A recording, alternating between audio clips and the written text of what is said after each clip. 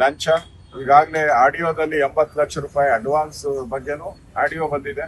ಮತ್ತೆ ವಿದ್ಯಾರ್ಥಿಗಳೆಲ್ಲ ಕೂಡ ನನ್ನನ್ನ, ಸುರೇಶ್ ಕುಮಾರ್ ಅವ್ರನ್ನ, ಭಗವಾದಿ ನಾರಾಯಣ ಸ್ವಾಮಿ ಅವ್ರನ್ನೆಲ್ಲ ಭೇಟಿ ಮಾಡಿದ್ರು. ಅವ್ರ ಅಡಲು ಏನು ಅಂತ ಹೇಳಿದ್ರೆ, ಯಾರು ಹಣ ಕೊಟ್ಟಿದ್ದಾರೋ ಅವ್ರಿಗೆ ಮೊದಲೇ ಕ್ವಶನ್ ಪೇಪರ್ ಲೀಕ್ ಆಗಿದೆ, ಅವ್ರನ್ನ ಬೇರೆ ಬೇರೆ ಕರ್ಕೊಂಡೋಗಿ, ಅಂದ್ರೆ ಬೆಂಗಳೂರು ಹೊರವಲಯದಲ್ಲಿ ಬೆಂಗಳೂರು ಸಿಟಿ ಕಾರ್ಪೊರೇಷನ್ ಇಂದ ಆಚೆ ಕರ್ಕೊಂಡು ಹೋಗಿ, ಅಥವಾ ಬೇರೆ ರಾಜ್ಯಕ್ಕೆ ಆಂಧ್ರ ಪ್ರದೇಶ, ತಮಿಳುನಾಡು ಇದೆಲ್ಲ ಕರ್ಕೊಂಡೋಗಿ ಅವ್ರನ್ನ ಕ್ವಶನ್ ಪೇಪರ್ನ ಕೊಟ್ಟು ಅವ್ರನ್ನ ಅಲ್ಲಿ ರೆಡಿ ಮಾಡಿ ಇಲ್ಲಿ ಅವ್ರಿಗೆ ಎಕ್ಸಾಮ್ ಬರ್ಸೋವಂಥದ್ದು.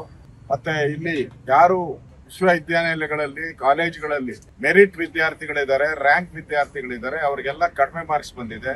ಅಲ್ಲಿ ಓತ್ಲಾ ಹೊಡಿತಾ ಇದ್ದಂತ ಜನ ಏನಿದ್ದಾರೆ ಅವ್ರಿಗೆಲ್ಲ ಜಾಸ್ತಿ ಮಾರ್ಕ್ ಬಂದಿದೆ ಅನ್ನೋದು ನೇರ ಆಪಾದನೆಯನ್ನ ವಿದ್ಯಾರ್ಥಿಗಳು ಮಾಡಿದ್ದಾರೆ. ಸೊ ಇದರಲ್ಲಿ ಈಗಾಗಲೇ KPSC ಅಂತ ಹೇಳಿದ್ರೆ ಅದೊಂದು ಕರ್ಮಕಾಂಡ. ಜಗತ್ತಿಗೆ ಗೊತ್ತಿರೋ ರೀತಿ KPSC ಯಲ್ಲಿ ದುಡ್ಡಿಲ್ದೆ ಯಾವ ಕೆಲಸನೂ ಆಗಲ್ಲ.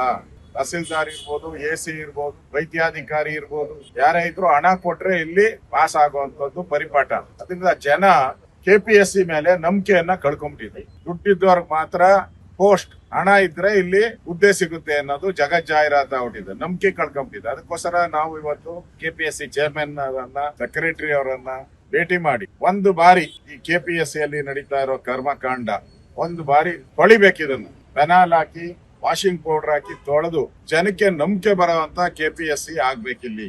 ಜನ ವಿಶ್ವಾಸ ಇಡಬೇಕು, ನಮ್ಮ ಮಕ್ಕಳಿಗೆ ಇಲ್ಲಿ ಎಕ್ಸಾಮ್ ತಗೊಂಡ್ರೆ, ಎಕ್ಸಾಮ್ ಬರೆದ್ರೆ ಮೆರಿಟ್ ಮೇಲೆ ಇಲ್ಲಿ ಉದ್ಯೋಗ ಸಿಗುತ್ತೆ, ಹಣದಿಂದ ಸಿಗಲ್ಲ ಅನ್ನೋ ಒಂದು ವಿಶ್ವಾಸವನ್ನ ಮೂಡಿಸುವಂತ ದಿಕ್ಕಿನಲ್ಲಿ ಇದನ್ನ CBI ತನಿಖೆ ಕೊಡಬೇಕು ಅನ್ನೋ ಆಗ್ರಹವನ್ನ ನಾವು 3 ಜನ ಮಾಡಿದಿರಿ. ಅವರು ಅದನ್ನ ಸಾವಧಾನದಿಂದ ಆಲಿಸಿದ್ದಾರೆ.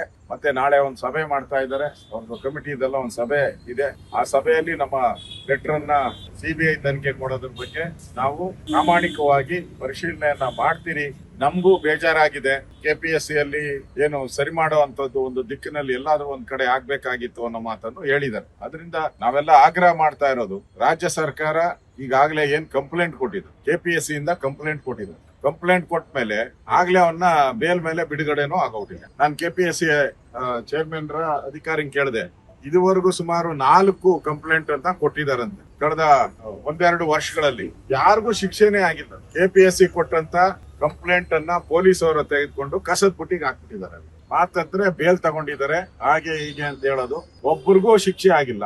ಶಿಕ್ಷೆ ಆಗಿಲ್ಲ ಅಂತ ಹೇಳಿದ್ರೆ ಇಲ್ಲಿ KPSC ಯಲ್ಲಿ ನಿರಂತರವಾಗಿ ಕರಪ್ಷನ್ ನಡೀತಾ ಇರೋದ್ರಿಂದ ಕಡಿವಾಣ ಹಾಕಕ್ ಸಾಧ್ಯನೇ ಇಲ್ಲ. ಅದನ್ನು ಕೂಡ ಅವರು ಬಹಳ ನೋವಿನಿಂದ KPSC ಅಧಿಕಾರಿಗಳು ಹೇಳಿದ್ರು, ನಾವು ಕಂಪ್ಲೇಂಟ್ ಕೊಟ್ರೆ ಏನು ಉಪಯೋಗನೇ ಆಗಲ್ಲ ಪೊಲೀಸ್ ಸ್ಟೇಷನ್ ಅಲ್ಲಿ, ಅದರಿಂದ ನಾವು ವಿಶ್ವಾಸ ಹೊರಟೋಗಿದೆ ಅನ್ನೋ ಮಾತನ್ನು ಹೇಳಿದ್ದಾರೆ. ಅದರಿಂದ ಈ ಎಲ್ಲಾ ದೃಷ್ಟಿಯಿಂದನೂ ಮುಂದೆ ಬರುವಂತ ಅಧಿವೇಶನದಲ್ಲಿ ಇದರ ಬಗ್ಗೆ ದೊಡ್ಡ ಹೋರಾಟವನ್ನ ನಾವೆಲ್ಲರೂ ಕೂಡ ಮಾಡ್ತೀವಿ. ಅದಕ್ಕೆ ಮುಂಚೆ ವಿದ್ಯಾರ್ಥಿಗಳು ಕೂಡ ಇವತ್ತು ಫೋನ್ ಮಾಡಿದ್ರು, ಹುಬ್ಳಿಯಿಂದ, ಧಾರವಾಡದಿಂದ, ಬೆಂಗಳೂರಿಂದ ನಾವು ಹೋರಾಟವನ್ನ ನಾವು ಪ್ರಾರಂಭ ಮಾಡ್ತೀರಿ, ಬೆಂಗಳೂರಲ್ಲಿ ಅಥವಾ ಧಾರವಾಡದಲ್ಲಿ ನಾವು ಪ್ರಾರಂಭ ಮಾಡ್ತೀರಿ ಅನ್ನೋ ಸೂಚನೆಯನ್ನು ಕೊಟ್ಟಿದ್ದಾರೆ. ಸರ್ಕಾರ ಇನ್ನಾದ್ರೂ ಎಚ್ಚೆತ್ತುಕೊಂಡು ಕೂಡಲೇ ಇದನ್ನ CBI ತನಿಖೆ ಆಗೋ ರೀತಿ ಸರ್ಕಾರ ಕ್ರಮ ವಹಿಸಬೇಕು.